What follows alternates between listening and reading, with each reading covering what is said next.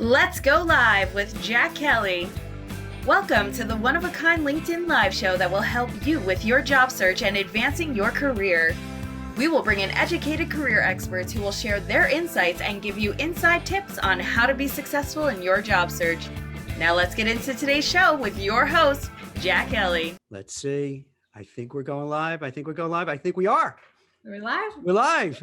So welcome, Jess Smith, a career coach, amazing, fantastic, brilliant career coach who focuses on clarity, and she's going to talk about a lot of good stuff today. So if you don't mind, we'll just jump right into it. Yeah. Maybe you could tell about yourself, what you do, what you specialize in, and then later on we could talk about all sorts of other advice we give people who are looking for a job or trying to advance their careers.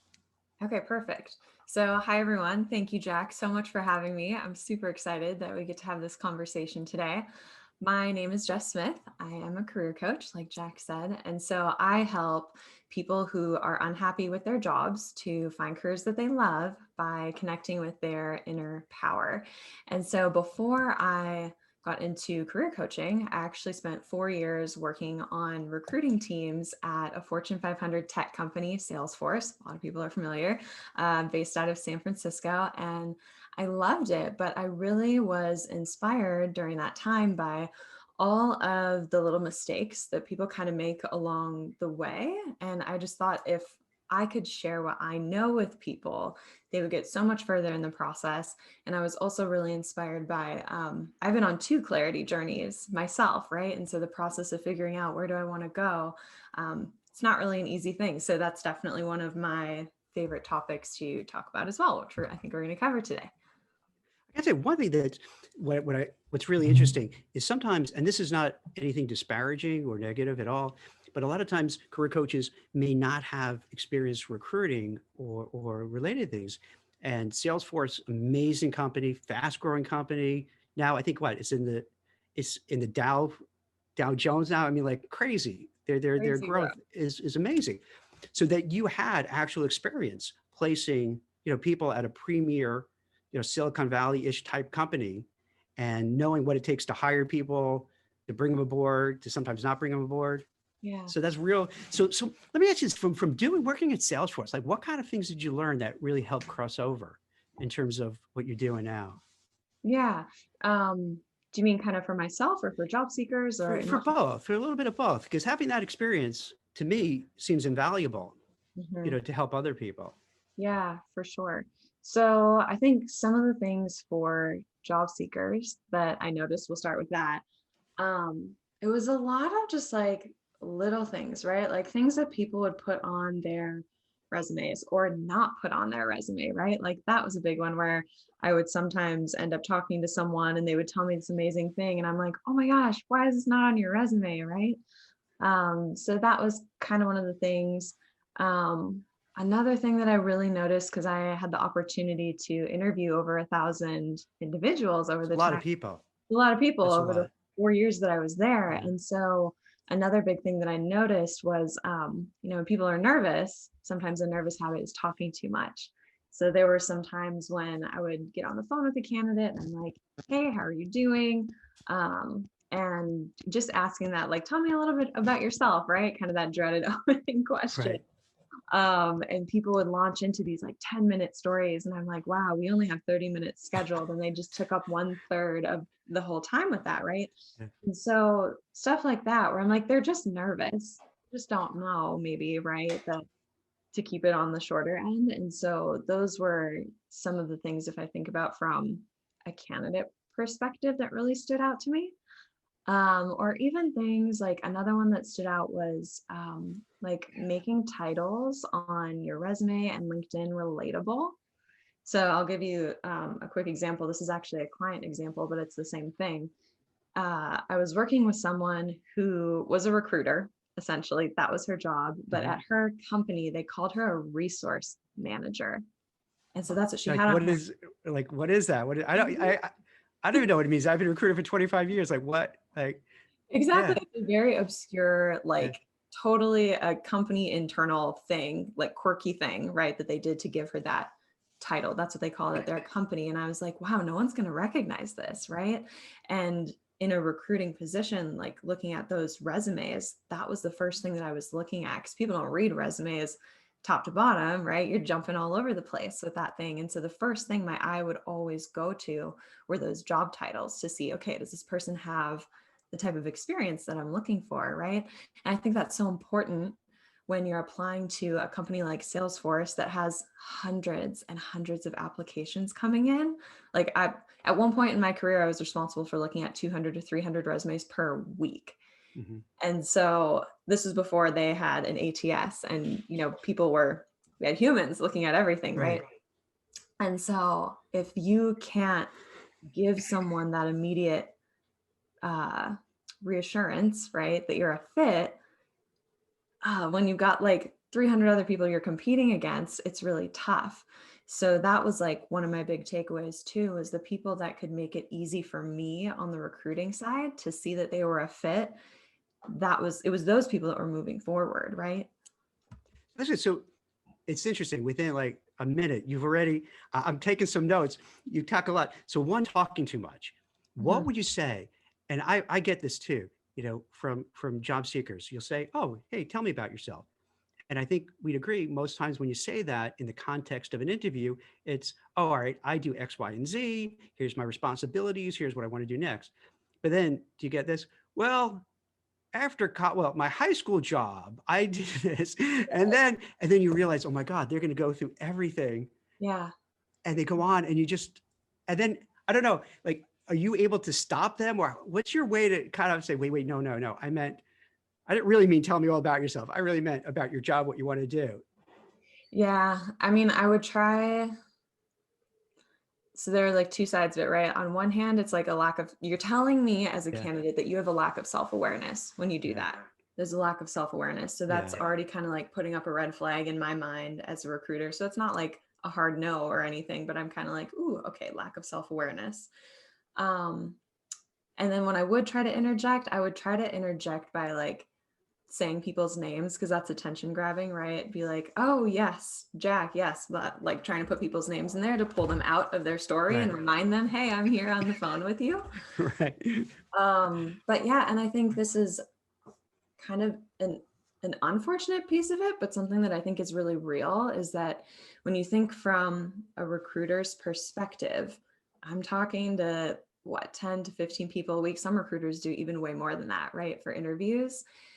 And so the recruiters are getting conditioned by all these experiences that they have had. So exactly like you said, when someone says, well, back in college, and I know that they've been working for 20 years, it's like, because of my past experiences with people doing that, I've already been conditioned to be like, oh, great, here we go on a big whole story, you know? So I think it's unfortunate, but that's kind of the reality of it, right? Like if other people are doing it, now I'm starting to make assumptions about who you are as a person and what the rest of the conversation will look like. Because it comes across sometimes rude, where, you know, we have a certain amount of time and now you're going to tell this whole long, boring story. You're like, wait, come on, respect my time. And also, why can't you clearly articulate what you want to do? Right? Because to me, if someone can't give like within 30 seconds who they are, what they're about, it's kind of a problem. Like, why can't you do that? Like, would you suggest to people that they should have, you know, an elevator pitch or just something at their ready that when they're asked, boom, they're just tight? Yeah. So I would say practice tell me about yourself, just because that, like, I work with people now on this type of stuff, and that's always one that freaks people out. They're like, I don't know what to say. And the most common thing that I see happening when I practice this with my clients, because we'll do like a first, like, okay, let's try it and see what comes out of your mouth, and then we can tweak it from there, right? And a lot of times they run through their whole resume, exactly like we're saying. And I think a better approach is to start with what you're doing now. And then you can take people through like how you got there. And then you can land on or wrap up with where you want to go in the future and relate that to the company and relate that to why you're so excited to be interviewing, right? And this story needs to be condensed probably to like 2 minutes, right? And I think something to reassure job seekers is that they have your resume. So you don't need to tell them everything because they have it. So if they have more questions, they can go through your resume and say, hey, I noticed you did this 3 years ago. Can you tell me more about that? So I think as a candidate, remembering that they can ask for additional information is a good thing. And talking about telling their story, I know as a career expert, clarity is a big thing for you. So can you tell us a little bit more about when you talk about clarity in terms of a person defining their career, telling their story, what that means and what they should do? Yeah. So I think that clarity is always the number one first step. Because if you think about it, if you're not clear on who you are, if you're not clear on where you want to go, you're not clear on why you want to go there, it's going to be really hard to tell a story, right? And I think that's why job searching can be pretty difficult for people that don't have clarity. Because if you think about it, if you're applying to a variety of different roles, either you've got one generic resume that you're sending out to all of them, and that's not really going to work when everyone else is tailoring their resumes and being specific. And you just don't have a clear story around it, right? So I think that that clarity piece is so important on the front end. And I think that the very, very start of that is creating awareness. And I think especially today, we have so many distractions with social media and Netflix and all of these things that are always coming at us, right? It's really easy Right. to be in autopilot and just kind of be like going through the motions. I think especially when you're in a position that you don't actually love, like maybe you're not really that happy with your career, but you're just doing that like got to get through type of thing. So I think that the first step is really to pull yourself out of that and to start getting aware of how are you feeling throughout the day. So this is kind of getting into a clarity activity that people can work on. But what I recommend, and this is something that I did to get clear on where I wanted to go in the past, and it led me to recruiting, was throughout my workday, I would pause at the top of every hour and say, how am I feeling? What am I doing? How am I feeling? What am I doing? And so what I started to learn through doing this every day was that I would come up with feelings like I feel frustrated, I feel incompetent, well, maybe angry, right? At certain times. Mhm. And those were when I was working on financial things, when people were asking me about sales numbers, when I was trying to get the profit margins to work in my Excel sheet, right? All of those correlated with kind of these negative feelings that I had. And that was the bulk of my job. But the other piece that emerged, which was really cool, was that there were these other opportunities that I had where I was feeling inspired or excited or fulfilled. And I noticed that those feelings were correlated with activities like we had an intern on our team, and I loved working with the intern. I loved helping her on her projects. I loved giving her advice. I loved connecting her with other people at the company to network with. So that was something. I loved networking myself. I loved going out and doing informational interviews with people and seeing what all of the other teams were up to.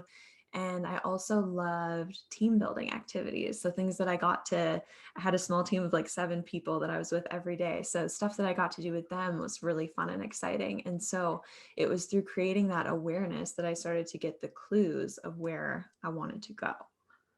So it's really interesting. So it sounds like what you're suggesting to people is this: you're going about your job, and let's take it for people who are currently working, you have a job, but maybe you're not terribly happy. And to take time out, and what you did every hour, you'd kind of say, hey, what am I doing? Do I like it? Do I not like it? Do I feel fulfilled? Do I feel like I'm heading in the right direction or not? Almost like a you're analyzing what you're doing and taking stock of it, where I agree with you. Like most of us, we just go through life. There's so many different, you're picking up your phone as like you're having a conversation and not paying attention. You're watching TV and you don't take the time to really think about, where am I? Where am I going? Do I want to head this way? Yeah. And as you know, time goes so quickly. Probably time at Salesforce, 4 years probably went like that. And you're like, how did that happen? I know. It's Yeah. crazy. So you got to kind of stop and take stock. So is there a way, like, do you suggest people kind of keep a journal about it, or this just, you know, just mentally do it? Like, what would you say to somebody who's going through this now, who's watching this, or who'll watch it when we repost it, to say, all right, you know what? I'm not terribly happy where I am. I don't know what to do. Like, how would they start taking action? Yeah. So I would definitely create a journal around it. Mhm. And so for me, it was setting like a little alarm on my phone at the top of every Right. hour to remind myself, okay, like let's check in, what's happening here. So write it down. I think writing in a notebook is really powerful. If Like you old got school, right? old school, yeah. Actually, I don't know if you noticed, I'm doing this now as we're talking and taking, so this way, because like I agree with you, when you write it down, it's real and you're in the, you know what I mean? You're paying attention, you're focused on it. So Yeah. it's helpful. Yeah. Yeah, and there have been studies done on that where you absorb the information on a deeper Yeah. level if you write it. You know, it's a little bit slower than we can all type so fast these days, which if you take the time to write it out. So I've always been big on journaling, but even with notes, I'm trying to, even like professional notes, I'm trying to do more handwritten stuff. So it's a challenge because we're Yeah. not always used to it, right? But pushing yourself to grab a pen, sit down with that paper and really like write out how you're feeling so that you can go back and look through it, I think is step one. I think another thing that people can be doing is to start incorporating some mindfulness practices into their lives. I mentioned this before, but we all get it's easy to get on that autopilot mode. And I think what really needs to be happening is creating some awareness and to start cultivating that. So I would say if you can incorporate meditation, that's great. I like to do emotional freedom technique. All right. What's Uh, that? That I haven't heard of. it's one of my favorites. So What is it's that? based off of ancient Chinese acupuncture and acupressure points. So we have pressure points, and the belief is there are meridians running down our body that our energy, which is called qi, flows through. And so what's happening from a scientific standpoint, Harvard has looked into this, but when you tap, so it's called tapping for short, on these pressure points, it actually sends a calming signal to your brain.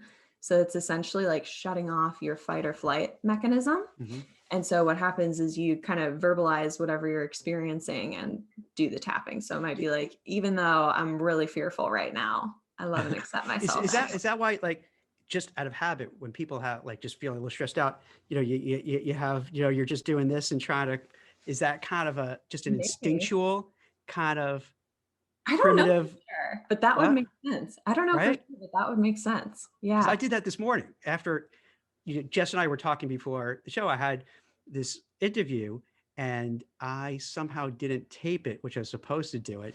And right afterwards, I swear to you, I was like this, oh my, Yeah. trying to get myself, because I was so aggravated with myself that I was trying to get myself to calm down and not be so aggravated, because in the scheme of things, it's no big deal. But at the time, you're like, oh, damn it. Oh my gosh, completely. Or this is one of the pressure points is on the side of your hand, just tapping here. How is that? Wait a minute. How does that? I can see up here, but how does that check? Like, what? To just Just tap it? pressure points all over your Well, body. have you gone for acupuncture? Does that work? Yes, my family is very into Yeah. acupuncture. My mom has gone for like 15 years, so I kind of like grew up with that belief and have been myself. And yeah, it's amazing. It feels like magic, but it's really cool. Wait. So they'll poke you with a needle, and all of a sudden you just what? You feel better? You feel less stressed? Like, what is it? What does it do? So I wouldn't say it's like you get poked and you're like, oh, I feel great now type of Yeah. thing. But so as an example, my Yeah. mom has had acid reflux. And so Okay. most people take medication to Hmm. manage this, right? And she's been, as much as she can, avoiding taking traditional medicines. And so she goes to acupuncture once a week and they give her natural herbal supplements. And she hasn't had issues with it in all these years. She hasn't needed that medication. It's so. Do you think it's that, or just psychosomatic? Like you talk yourself into, I'm feeling better. I mean, is it? What do you I think? believe in the Yeah. energy of it, All is right. my personal belief. I'm sure other people have other sorts of beliefs. And I'm definitely not an expert on it. I have Right. like high level knowledge, but I definitely believe that there's energy flowing within us and all around us, and that we have the capacity to shift that. I'm going to try it. I'm going to give it a shot and tell you what happens. I'm going to go for acupuncture and see what it's Yeah. like. I'm going to give it, because it's interesting. If we had this conversation a couple of years ago, I would be like, what are you talking about? I just don't understand it. But I'll give you a little story if you don't mind. Yeah. So I would drive my daughter and her friend to go to yoga, and they had it at the local Y where we live. And while they would do that, I just do the circuit training, with, these gyms where you just go from one machine to another and then pick them up and come back. And of course, my daughter and friend have to rag on me that I couldn't do what they were doing, all the different poses. And I'm like, I bet you I can. It gets into one of those. And then I signed up, and probably it's now 3 years. I do yoga like every day, and I do Oh, meditation every day. I do meditation. I tell you, I do meditation when you ever wake up in the middle of the night and you have like your mind is racing and you can't fall back to sleep. mhm. I'll kind of do meditation, relax, calm down, boom, then I'm out like a baby. Yeah. I'm going to send you a tapping video too. If you like that, I think you'll like Okay. tapping too. Yeah. Because doesn't that happen where you hear something goes, nah, that's crazy. Then you do, you go, oh no, that's crazy. That makes sense. Yeah. You talk about mindfulness. Do you want to share with people who aren't terribly, who aren't familiar with mindfulness, what that entails and what that's about? Yeah. So I'd say my definition of mindfulness is really slowing down and like creating that inner awareness and creating more space for yourself. Right. And I think we're going so much that we don't take time to just be quiet. And that quiet moment is really important because that is when we can create, it's hard to describe, right? But that like inner space to have more creativity, to sometimes for me, like experience my feelings, right? Instead of just rushing past all of them. So it creates a lot of space for me to um, pause and get reconnected with like the highest, best version of myself. And I found, a lot of people talk about doing a morning ritual or a morning routine. And so I have morning routines and rituals that I do too. And I'm really good at doing them Monday through Friday because that's like when I'm working and it's part of, like I'm doing this, then I'm on LinkedIn, then I'm doing whatever. So it's very scheduled.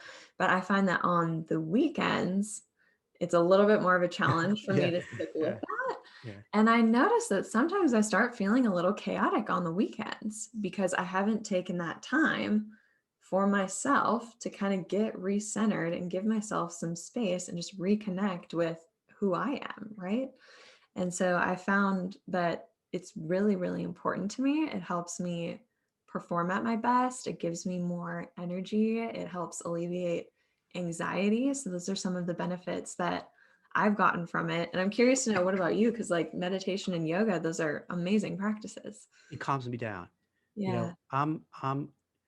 I'm doing like 10 things always at once, completely wired, and too much so. So, I have to kind of bring it down and calm down because it's easy for me to fly off the handle. It's easy for me to get, I have like a bundle of energy. So then I need that to kind of decompress, pull back, calm down, think things through, think before I react.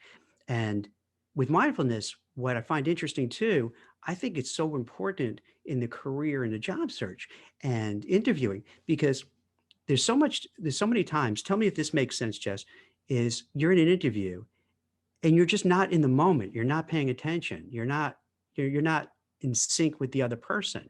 And by not doing that, you're not going to perform well because you're not picking up on the interviewer's cues. You're not picking up on what they're really saying.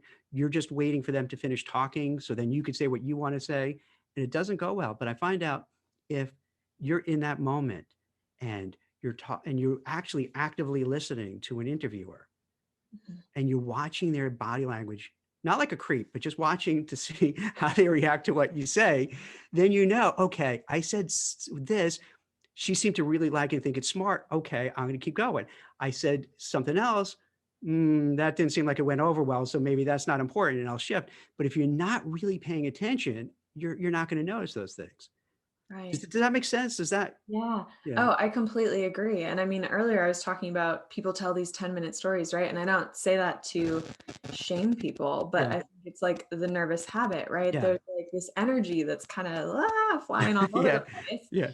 And they have a hard time like bringing that back in. And so my thoughts on the job search process, kind of like you said, it's not just about like prepping those interview questions. That's definitely a huge piece of it. But I also think that it's a crucial element to manage your mind through that process and to incorporate these mindfulness elements. And I have clients who want to skip over this piece, right? Because they're like, yeah, okay, whatever, like my yoga, okay, whatever, Jess. But I'm like, no, this is actually so important, exactly for the reason that you said, Jack, is that you can perform better when you have taken that time and space to take care of yourself. And it helps with burnout, right? Because that's something that happens with job seeking too, is there's just a lot going on. And so the more that you can get grounded and be present when you're in these interviews or conversations or networking, whatever it is, the more success you're going to be able to have, because you can make a stronger connection with people. See, that makes a lot of sense. And I'm glad you brought it up because one of the things, and we started chatting a little bit about before we went live, is that, in my opinion, what I'm seeing both personally and professionally going on a year into this pandemic, people are, they're hurting. You know what I mean? And I don't mean just I lost my job hurting, but deep inside, they're depressed. Their self-esteem, self-confidence is just wrecked. There are people who I've been speaking to who lost their jobs last December, and they're like, oh, it's okay because I'm used to by January things pick up, and then January comes, then February, and then before you know it, you're in the pandemic and just couldn't find it. And in our society, I'm glad you're bringing this up because this is something that always bothers me. In our society, for some reason, no one feels comfortable talking about mental health issues. No one wants to talk about mindfulness and things like that. It's almost walk it off. You know what I mean? Come on. We have that. Come on, stop it. Well, I'm feeling depressed. Come on, stop it. Stop being depressed. Oh, okay, sure. So for job seekers, for people, and not even job seekers, if you're home and your kids are doing these online classes that suck, they're terrible, they're unhappy, your spouse or partners at home with you, you're both juggling your careers, you have young kids, you have kids who, are going online school, it is stressful. You're worried about holding on to your jobs.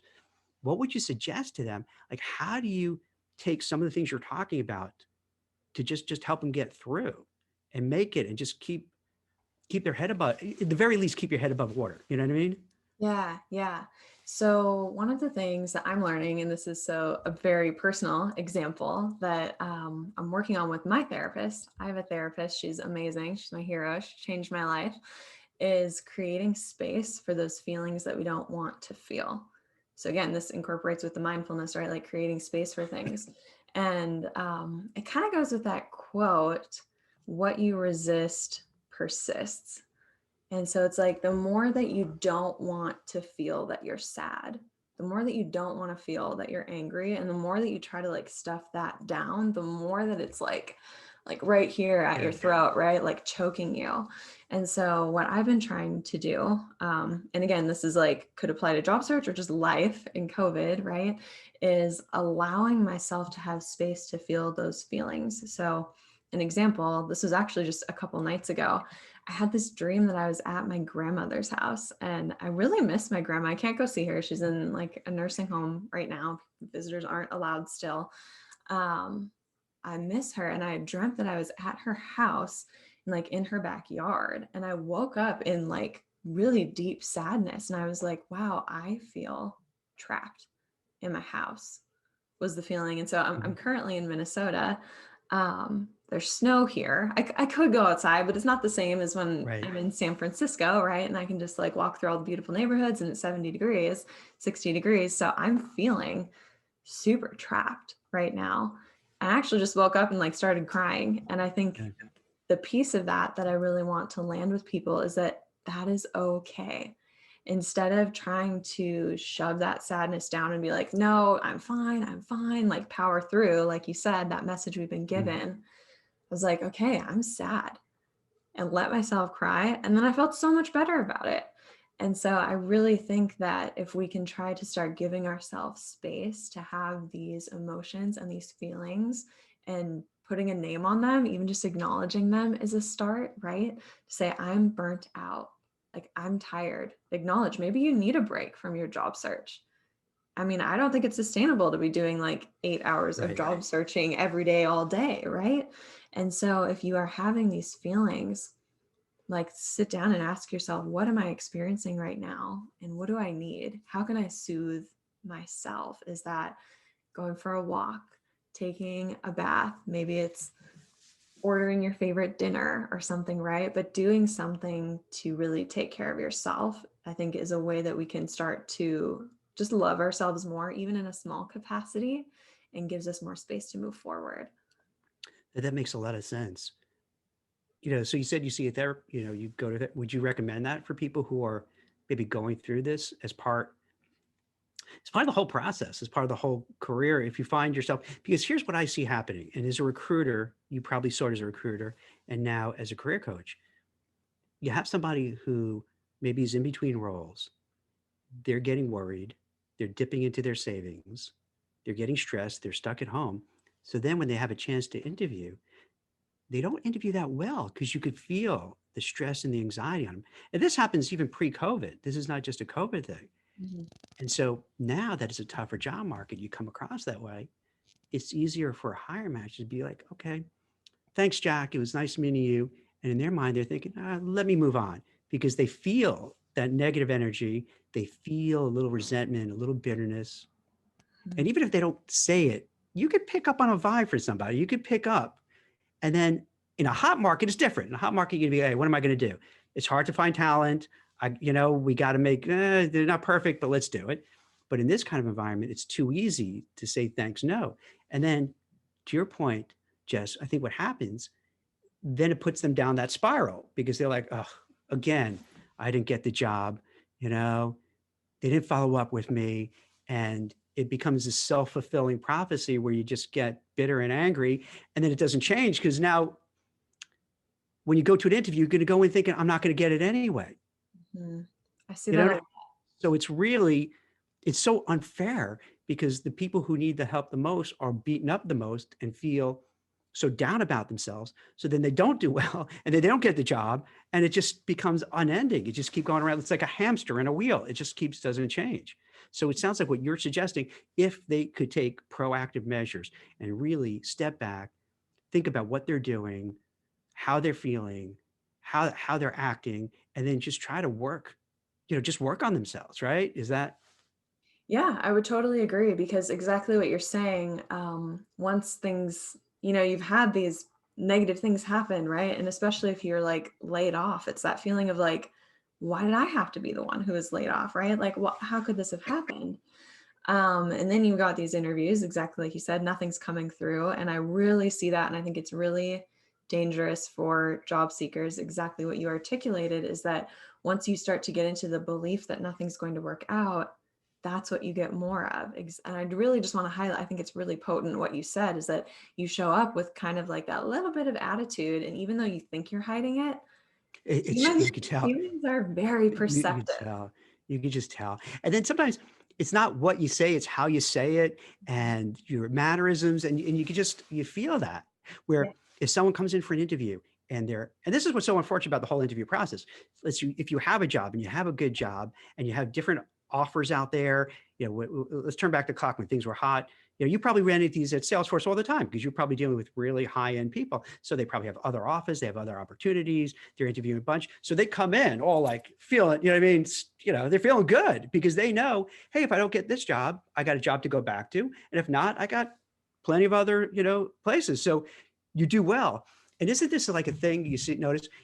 People want what they don't have. So if there's this really good dynamic person who's working, you want to hire that person. If there's somebody who's not working and maybe not so much, you're like, nah. Yeah, and I think like it really just goes back to those energetics. And I think like I was saying, if you think you're hiding it, and even if the other person hasn't maybe consciously picked up like, oh, they're angry and bitter, like it might not even be at the conscious level, but they can just feel and sense based on your body language that something's like not what they want. Exactly what you said, right? It's just like they may not even know what it is, but just say like, I really liked this other person better. We connected with this other person better. And so I think that, yeah. Oh, and another story. So one of my neighbors, actually, this is a good example. She had applied for a job that she didn't think that she was qualified for and got an interview. And she was like, well, I'm not really going to get this. I'm not attached to it. So not in like the, not in necessarily the negative mindset, but in the unattached mindset where she was like, well, I'm probably not going to get it, but I'm going to go for practice and I'm going to have fun and just like let it be what it is. And she ended up getting the job. Yes. She was so shocked, but it was because she could be herself then. There wasn't so much pressure on it to get her all tripped up. So things, came out in It's a so good true. flow.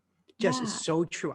Over the years, I see it all the time. The people who go in relaxed with the attitude of, hey, if it works, it works. If it doesn't work, it doesn't work. It usually works for them. Yeah. And I guess for the hiring manager interviews, they pick up on that, like, wow, this is a super self-confident person. And that's what we need here, as opposed to some needy person who's like, oh my God, I need this job. Oh no, which kind of freaks you out. It's like a relationship. If you meet somebody who's like completely needy and just after a while, it's like, come on already. But if you have, I guess it's the same thing in life as in with the whole job search, the whole career stuff.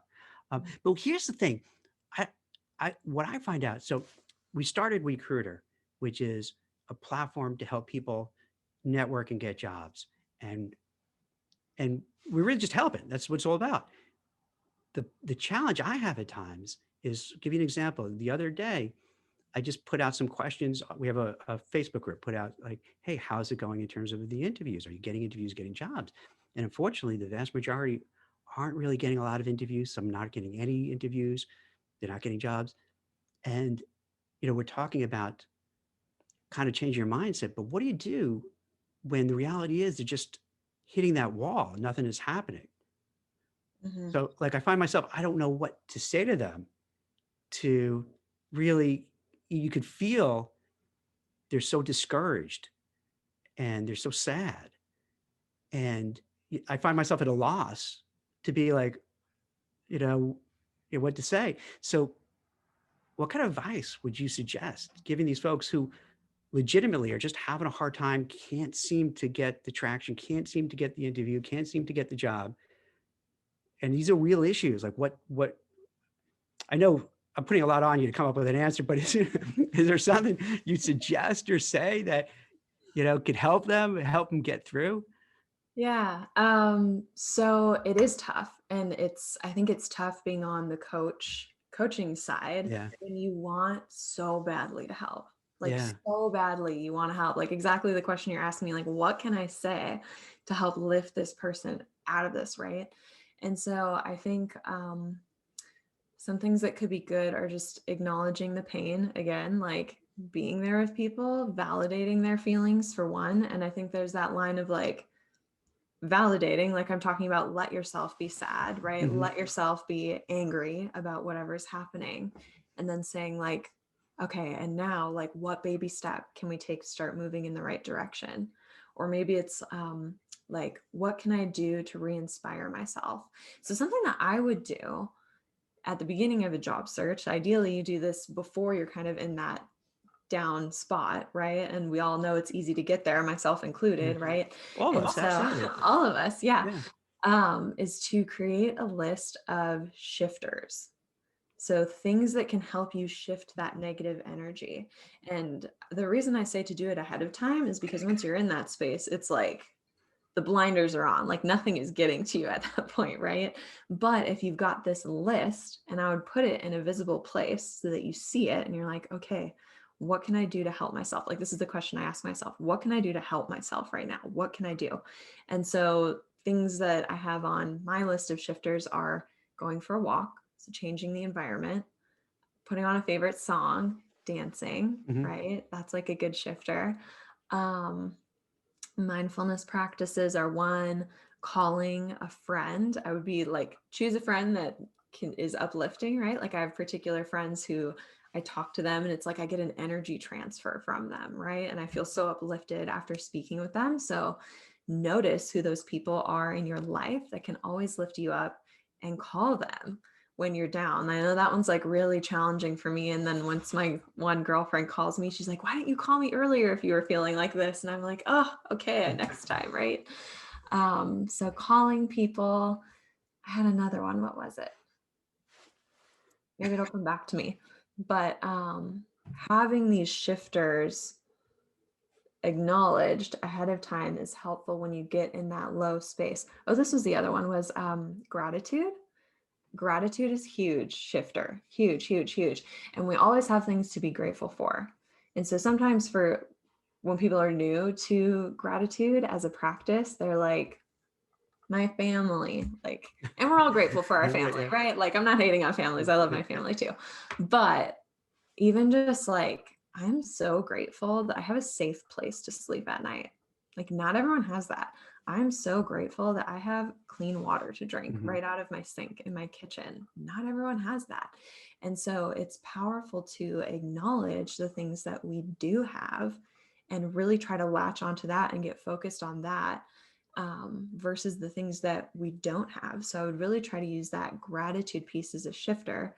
So something that I do every morning as part of my morning rituals, right? When I'm doing them, I write down 3 things that I currently have that I'm grateful for. And then I write down 3 things in my future that I'm grateful for. So like one of my things right now is that I want to go to Europe this year with my best friend. And so that's like a future-based gratitude for me. So, all right, I'm so grateful that I got to go to Europe with my best friend and we had the most amazing time. So I'm writing that in past tense to put myself in that state of being, right? Like get into those visualizations of what would it feel like to have that job? Like, yes, this sucks right now that it's not working, but it's not going to not work for 20 years, right? Like it's not going to, and sometimes it does go years, which is really, really painful, right? But I think remembering that like something has to happen next. There's always a next piece that's going to be coming. And so I think being grateful for what you have and then allowing yourself to be inspired by the future. Like I'm really inspired by magic and just seeing how things unfold. And like you reaching out to me and now I'm here and we're having this fun conversation, right? I think it's really inspiring to notice all the little synchronicities that are happening and where they lead you. So I try to lean into that trust of like, something is going to lead me where I need to go. So if you have any sort of higher power or God that you can lean on, I think that's really helpful too. I think that's brilliant. I think that's amazing. So it sounds like really what you're suggesting for people to do is to take in no particular order. Let's take with the gratitude first. Yeah. We all dwell on all the negativity, the interview that didn't go well, the offer that came in so low that, oh my gosh, I spent so many weeks and months and now this stinks. It's a bad interview, losing your job, what have you. But we really don't spend the same amount of time looking at all the good stuff. So that for most people, I think what happens when they look at all the negativity, they just keep piling it up. So it's like this big mountain and they look at the mountain like, oh my gosh, this is so terrible. But all the good stuff they sprinkle around so you don't even see anything for it. And you're suggesting something different. It's like, look at all the positive stuff in your life, things that you feel good about. What I do, and this is going to sound really corny, at night, usually before I go to sleep, I kind of run through all sorts of good things that I appreciate. And because I got to keep it in balance because there's so many things in a day, even if you have a good day, that go wrong. Yeah. And it could be even you spilled your coffee on yourself. Maybe it could be silly things, but there's so many things that you could just dwell on, make yourself miserable. But then you want to counteract it with, hey, here are some of the good things that have happened and what I'm appreciative for. Well, maybe you didn't get that interview, but maybe you still have a job. And there's so many people who don't, so there are things that you can pick out and say, hey, this is good. And I think you're so right, because it's important, because if then you start focusing on those positives, when you interview, when you're at your job, you're going to be a little bit more positive because you're thinking of all the good things that happen, why you're so lucky. And it comes across that way, as opposed to going into work, being miserable and angry for whatever things that happened to you, going to an interview being miserable. So I think it's a game changer in terms of how you come across. And then what you're saying about, I agree with this too, because then you create your own luck, because then as you're like an object in motion stays in motion. So if you're positive and you're thinking long-term and you're adding value, you're moving forward. People are going to be attracted to that. And if people are attracted to that, that means they're going to maybe give you job offers. They're going to give you if you're working new projects to work on, they're going to work with you on stuff. You'll get a promotion, and it just gets self-fulfilling. And then you feel even better about yourself, and it keeps moving. So I think what you're saying is so important for people. And the tough part is, it's easy to kind of throw up your hands and give up. That's the easiest thing to do, is the path of least resistance, to say, yeah, this sucks. This all sucks. But what I'm hearing from you is, you have to kind of hit the pause button and say, wait, what what have I done that I could, what happened that I could really appreciate what happened and be thankful for it, and take stock of that, and then carry that with you moving forward, because that's going to give you that energy to move forward. Yes. And then also with signaling, shifting, just curious, why shifting? Is that a term or something you coined, or just a shift? Like a mindset shift. Okay.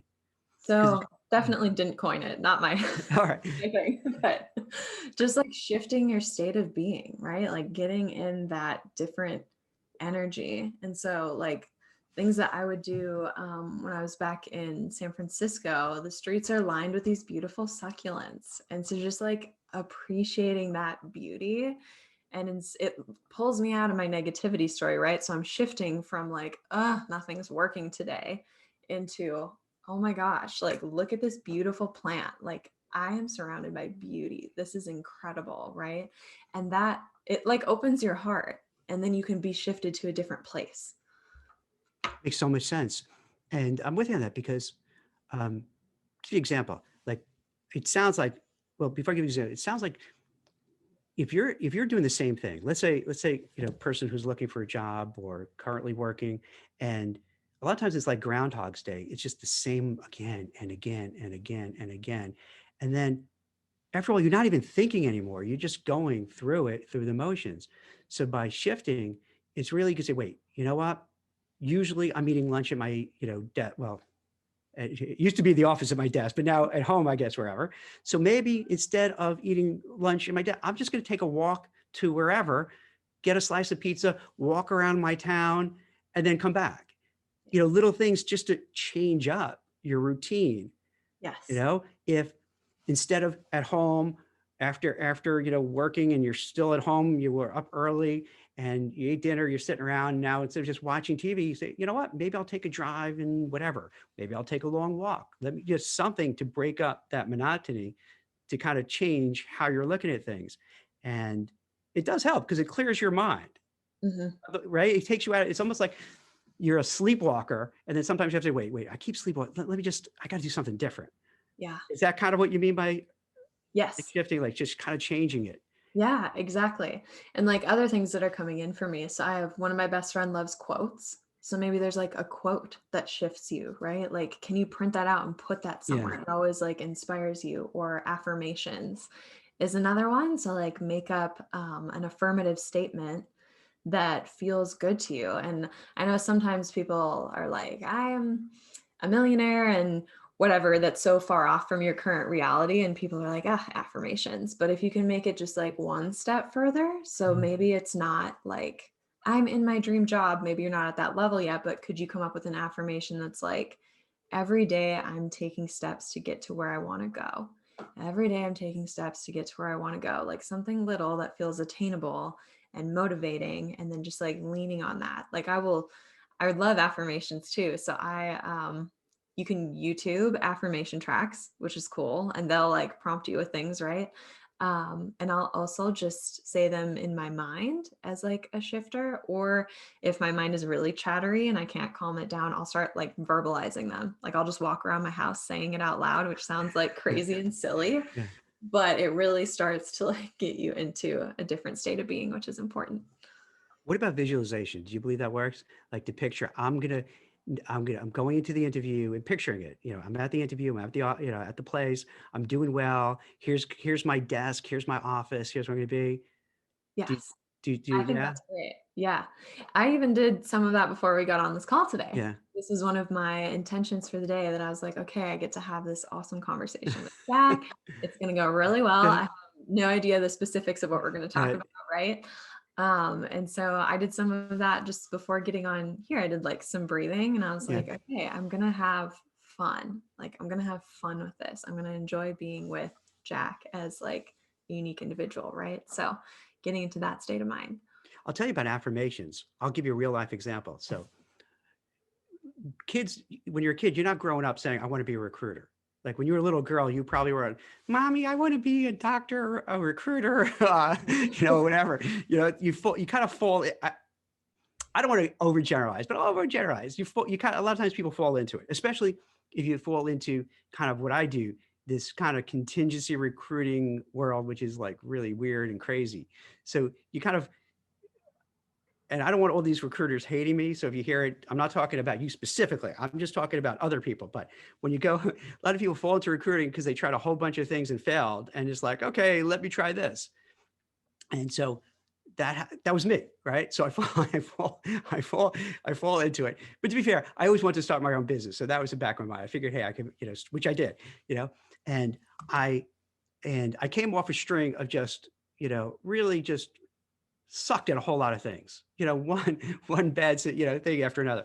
And in my mind, I swear to God, every day I program myself, I'm going to succeed on it. I'm going to make this work. I'm going to make this work. And not to be crude, but I even had like a vision of how much money I was going to make doing this. And it was my mantra, constantly running my mind all the time. Like seriously, when I say all the time, like at least a dozen times during the day, I'd be saying, here's what I want to do.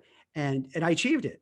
And, Yeah. and I achieved kind of the finance, the money I was looking at, the goals I wanted to do. And it was really weird. It was like, and can I tell you, to be really honest, I really didn't think it through to say, oh, I'm going to do this. It just happened. It sprung in my mind, all right, you're going to do this. This is going to happen. And then it would happen just like organically. Yeah. And it was really bizarre, but I didn't fight back against it saying like, wow, what the hell? This is really weird. Because this goes back, we talked about earlier, because then what happened, you see success and then you get more confident, you feel better about yourself, and which means then you get more success and you feel even better and so on. And it just kind of, you talk about downward spirals, is the opposite. It's like an upward spiral. It kind of keep bringing you up and up and up. And then I noticed what happens too, and tell me if this makes sense too, if this falls into kind of what you talk about with clarity, because then what happens too, it gives you the confidence to try things. And then by trying things, some will do really well, some will fail. But then you feel, okay, if I fail, that's all right. I learned and I'll try again. It doesn't really like bring you down. I mean, you get a little bummed, but it doesn't really hit your core. You're like, okay, it didn't work, but I'm going to learn from it and I'm going to move forward. So it kind of keeps propelling you. Yes, I totally agree. And side note, I think it's Jim Carrey, but if you Google Jim Carrey, like visualizations, he used to drive up to the Hollywood sign in his car. This is before he was famous, and he would picture himself being like a famous actor and having all these awards and like doing all this amazing stuff back when he was a nobody, right? And he manifested and created all of that stuff, right? Because of that visualization. He was like, this is my vision. This is what I want. He was clear on it, and then would stay in that focus. And like you said, it was the upward spiral that he was like, okay, this is happening. I don't know how, but it's happening. And then that brings me to another point that I wanted to make that you just touched on, is that sometimes when you fail, it's not just like a crappy failure. It's sometimes a really important learning lesson. And so that's a mindset shift that we can start to make is, I'll give you an example. So I had a client who landed this interview that he was so excited about, like dream company, dream role, a level above where he's currently at, really excited about it. He went to the interview and part of it was like an experiential thing or whatever. And he gave them his answer and he could tell that the interviewer was not very pleased with it. And he actually said in the interview, he said, I think you were looking for a different answer. Like, can you tell me more? Like, was there a different answer you were looking for? And she said, yeah, I was actually hoping you would have done things this other way, right? And he was like, he was so torn up about this afterwards, right? And he ended up getting rejected from that role, which sucked for sure. But he kept going. And the important part was that he learned what he needed to know in that scenario to answer correctly the next time. So fast forward, time goes on. he's still interviewing. He ends up getting an interview for a position 2 levels higher than where he's currently at. He knows how to answer this question now. The whole thing goes super smoothly and he gets the That's offer. awesome. That's so cool. That's It's so so cool. cool. And that's what happens. This is a weird thing too. Like sometimes things, you hit a dead end and you think it's the end of the world, but sometimes it's the best thing that happened to you, Yeah. because if, let's say he got that job, maybe it'd be okay, but it seems like he's better with that other job. So Yeah. if it wasn't for him, failing at that, he never would have got the other thing, which is a really interesting concept, because instead of sometimes saying, oh, it didn't work, like, all right, maybe it was for the best. What did I learn from this? Because that's another thing too. Like as a recruiter, what we would always do is, let's say we were working on it. I don't know if you did this in Salesforce. Let's say we work really hard on it. And with the contingency side, you don't get paid if you don't place somebody. So at Salesforce, you still get paid no matter what. But if you don't place somebody, you're not getting any money. So if it didn't work out and you didn't place it, you start, so you go and think, what did we do wrong? Without finger pointing, not saying, Jess, why you should have done this, Jack, you should have done this, more of like, and then kind of like a post-mortem. And then you figure out what you did right, what you did wrong. And then you use that for the next search. Then hopefully that makes you better, and so on, just like with your candidate. So instead of finger pointing, being acrimonious with your colleagues and everyone's blaming each other, you say, okay, this happened. How can we learn from it? How can we make it better? And then you use that to get better. So I could see, it's, and that goes back to your whole mindset, because there's a mindset where you just get mad and you yell at somebody and you blame them for, it's your fault because of this. But instead of doing that, try to see, okay, let's learn from it and improve. Yeah. And I think it's about, you're talking about being neutral, right? Like, okay, here's the outcome. Mhm. Let's be neutral about it. What if it doesn't mean anything about you, right? Like we attach meaning to things like, I must be terrible at interviewing. I must be this, I must be bad, right? But what if it was neutral and you could just look at it from that observation perspective, right? And say, okay, I did 20 cold reach outs and no one responded. Right. Great. What other method can I take to try and get a different response? And then you try that and you're like, wow, 3 people responded. And so if you can be neutral about it, like you're saying, take out that blame, it's a lot easier to start seeing those golden nuggets of like how you can tweak things to get a better result. You could apply that to everything. So the Yeah. same person who might be saying, oh, I keep applying and sending out these applications, it's not happening, to then maybe, you know what, let me just stop for a while sending out applications and let me try to focus on finding people who work at the company who I know or know someone who knows, and let's try that. So I'm kind of not blaming myself that, oh man, what am I doing wrong? It's like, okay, it's just not working for whatever reason.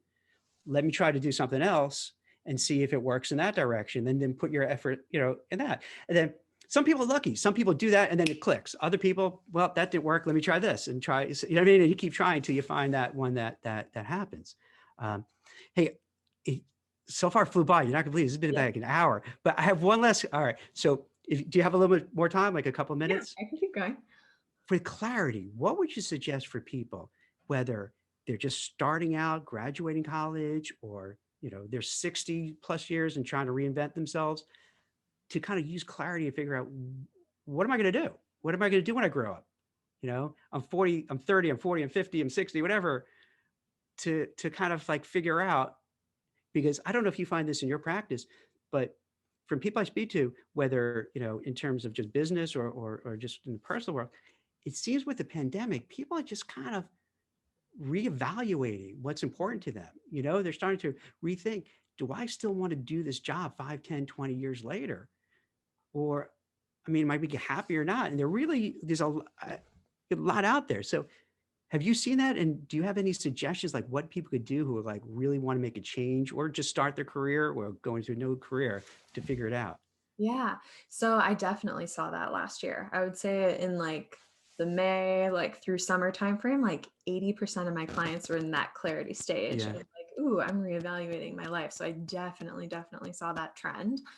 And I think what you can start to do when you find yourself in that position is really get committed to being curious and getting to know yourself.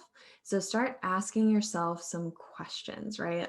We talked about like, what am I enjoying about my work so far, right? Writing that down and then asking yourself, why do I like that? Why do I like that? Like keep going lower and lower. It's like the 5 whys or whatever people Mhm. call it, is like really dig down to what is at the bottom of that. What is the true reason that you like it? And be specific about it. Like, I like people. Great. That could mean anything, Right. right? Like, Right. so it's like, no, I like working with people. I like giving people advice. What capacity do you want to do it in? I love having one-on-one conversations with people. Like, this is my favorite thing. I love hearing people's stories. So really get curious and try to dig through the layers. And I would say talk to people that know you, get some feedback from them, because sometimes it's hard to evaluate ourselves, especially if we're just getting started on that process, right? But see what your friends and family see in you. Like, what do they notice as your strengths? What does your manager notice as your strengths, your colleagues, right? So ask for some feedback. And then I would start looking for the patterns is really important. And one of the things that I do with my clarity clients, I call it a vision clarity session. And basically what we do is we get on a Zoom call for 90 minutes and I ask them a bunch of these questions, right? What do you like doing? What did you like when you were a little kid? Like, what skills come naturally to you? Who do you admire? Why do you admire them? Stuff like that. And what happens is that they share all this personal information with me. And it's really cool on my end because one of my skills or gifts is being really good at seeing patterns. And everyone has a pattern. Like everyone has a pattern. And so it might be connection, right? Or one of my recent clients is really like adventurous. He likes experiencing new things. He likes learning new things, right? And so once you can start to kind of identify, I call them personal themes, that gives you the clues as to who you are, what you like to do. And then you have to like, so that's the starting point, right? Who you are, what do you like to do? Next part is going out and exploring different jobs and then really reflecting on, okay, here's what I've learned about the job. How does that correlate with my themes? How does that correlate with who I am as a person? Because when you can start to incorporate some of those inherent strengths and things that you love doing in your work, it becomes a lot more enjoyable, right? So for me, I was doing all of this analytical work and people were asking me about sales numbers and I'm not interested in any of that stuff. I'm like freakishly good at remembering people's names. Yeah. It's kind of like almost embarrassing Yeah. sometimes. That is a Like, good people quality. It's good. it is a good quality. It worked well in recruiting. Yeah. It was like once I got to recruiting, I was talking to people and my hiring managers would say, oh my gosh, that person we talked to 2 months ago. And I would be like, oh, Jack Kelly, Yeah. right? And so I got to use those strengths and things that are fun for me. And that was why the work was fun, right? And so I would say, look for the patterns of who you are, and then how will that correlate to the job that you are considering? That's great. That's so on spot because so many people, let's be honest, so many people will go towards a career because maybe their parents are pushing into that direction, maybe because it offers some social status, maybe because it's high paying. And then, and we probably both saw this as recruiters, then they're in their career and you realize they don't really like what they're doing. Mhm. And they may not even have the right attributes for it, but they felt they should do it. Right. And then I maintain there are a lot of people when you see, when we used to be in the office, when you see people, you could tell the people who like, why did you even go this route? Why did you do this? This is, you don't like it. You're not, maybe you're doing it capable enough to earn a nice living, but you're not happy. Right. So you're reverse engineering and saying, hey, wait, forget about what society's telling you to do, your parents are trying to do, focusing on chasing the dollar and all that. Just focus on, hey, what are the patterns? What do you find yourself doing? So you find yourself, hey, I don't like doing the spreadsheets and Excel sheets and all the numbers, but I love talking to candidates, hiring managers, getting people to come aboard and join Salesforce. So let me hone in on those aspects that I'm good at, that I like. And then I'll add one thing. And in the real world, you also have to know it could pay, so at least you could, because if you do something and even if it's your passion and you love it, but you're not going to get paid, you're not going to be passionate after a while. You're going to hate it after a while. So I would add, you also want to make sure you could have at least, a living so that, you won't get miserable a couple of years down the road. Yeah, I would say for people, so I have been doing market research with people in the clarity stage recently, and I'm finding that a lot of people only see their future options based on their current experience. There's not a lot of space to like open that up and dream about other possibilities. And so people won't even consider things because they've already written it off before they even know what it's really about. Right. And so I totally agree that if you want to have a particular lifestyle, that like your salary and compensation matters. But the approach that I like to take is let's start with like all of the big dreamy things, right? And then we can narrow down. Like it's okay to say, maybe I want to be a tour guide, right? It's okay to acknowledge that and get curious about that and then say, okay, maybe they only make, I don't know how much they make, like 30,000 or something. And you say, I'm looking for more 60,000. So then you can cross that off. But there was a reason you were interested in being a tour guide. So what is that reason? Get clear on that and then apply that somewhere else, right? Like what was it that was appealing and where can I find that somewhere else that's going to pay me what I want?